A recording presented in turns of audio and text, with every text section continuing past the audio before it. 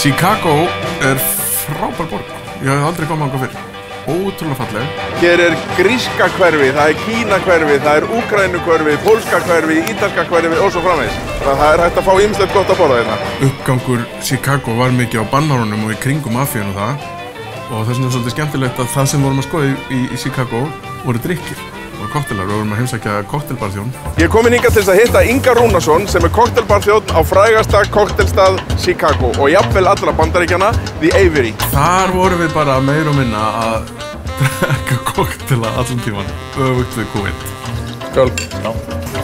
Þetta geti sennilega verið einhver mest cool drykkur sem ég nokkuð tíma að fengja.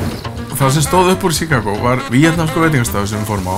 Allt baðað í flúorljósum og þetta var bara svolítið eins og að vera í Víetnam. Maturinn var klikkaður.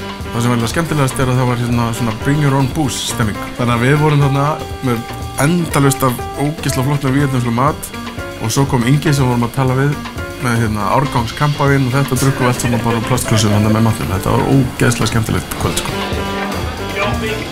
Skál. Holy s***. Þetta gott.